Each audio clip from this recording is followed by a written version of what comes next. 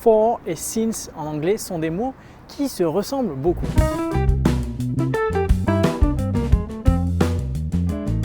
En fait, chacun de ces mots ont plusieurs sens. On avait déjà fait une vidéo la dernière fois sur sur la différence entre les prépositions to et for. Donc for est un mot qui a beaucoup de sens en anglais. Since a deux sens principaux. Donc le premier sens, c'est le mot depuis, c'est ce qu'on va voir aujourd'hui. Le deuxième sens, c'est de dire puisque. Donc on va moins le voir aujourd'hui. For et since veulent tous les deux dire depuis. Enfin, en tout cas, on les traduit tous les deux par le mot depuis. Mais ils ont une différence en anglais. Est-ce que vous la connaissez? On va prendre un exemple. We haven't seen him for 10 days. Deuxième exemple, on va dire We haven't seen him since Tuesday. Dans le premier cas, avec for, j'ai mis une durée. Et dans le deuxième cas, avec since, j'ai mis un point de départ, un événement, since Tuesday. Et c'est là qu'est la différence entre ces deux mots. Après for, on va toujours mettre une durée.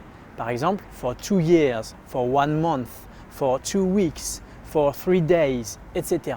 Donc souvent c'est un chiffre et ensuite un marqueur de temps. Donc heure, jour, mois, etc. Et après since, on va mettre un événement ou un point de départ. Donc le plus souvent c'est une date par exemple. Donc on voit souvent les marques, voilà, on voit les marques Nike since 1970. Donc, je ne sais pas si c'est exactement la date exacte, mais on voit souvent les since et ensuite une année. Il y a quelques semaines, j'ai eu une question sur la chaîne YouTube d'un utilisateur, Teddy, qui me demandait pourquoi la phrase suivante est fausse. It's been 1 year and a half since I'm single. Pourquoi cette phrase n'est pas tout à fait correcte en fait, on va dire? Eh bien parce qu'en fait, to be single en anglais ça veut dire être célibataire. Mais en anglais, to be single, ce n'est pas un point de départ, ce n'est pas un événement, c'est un état. Donc on ne peut pas dire It's been 1 year and a half since I'm single.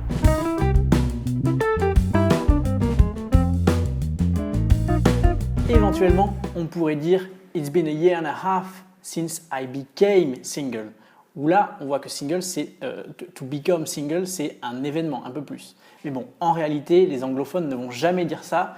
Ils vont dire tout simplement I've been single for a year and a half. Quand il y a une durée comme ça, on va quasiment tout le temps utiliser le mot for. Voilà, tout simplement. Voilà, c'était en fait assez simple cette vidéo. C'est tout simplement, on met for plus une durée et to plus une date ou un événement précis, un point de départ. Avant de terminer cette vidéo, on va voir comment dire, si vous voulez parler d'un événement qui s'est passé il y a une certaine durée. Par exemple, vous avez rencontré cette personne il y a 2 ans. Comment vous allez dire ça en anglais? Vous ne pourrez pas utiliser for, par exemple, vous ne pourrez pas dire I met her for 2 years. Ça ne veut rien dire. Et vous ne pourrez pas dire non plus I met her since this moment. Ça ne veut rien dire non plus. Donc là, il faudra utiliser une expression différente qui est ago. La phrase juste sera I met her 2 years ago.